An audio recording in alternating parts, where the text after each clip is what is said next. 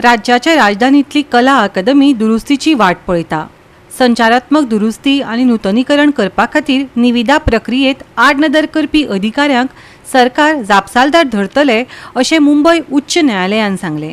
ह्या कामात सोदून काडिल्ले दोष आनी हें काम कशे तरेन पुराय जातले हे विशीं सरकारान आपली स्थिती स्पश्ट करची अशी अपेक्षा आसा अशें खंडपीठान म्हळां।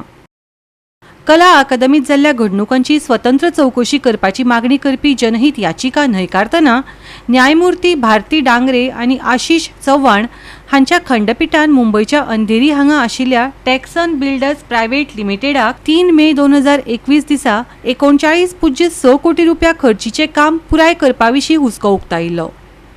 ह्या आदेशांत म्हळां काम उण्या दर्जाचे आसल्यार आनी जर ते दोष लायबिलिटी कलमा खाला येता जाल्यार वर्क ऑर्डराच्या व्याप्ती प्रमाण बांदावळीची दुरुस्ती आनी नूतनीकरण करचे पडटले। हाची जतनाय घेवपा खातीर राज्य सरकारान सतर्क रावचें अशी आमची अपेक्षा आसा, मुंबय उच्च न्यायालयान विधान केलां।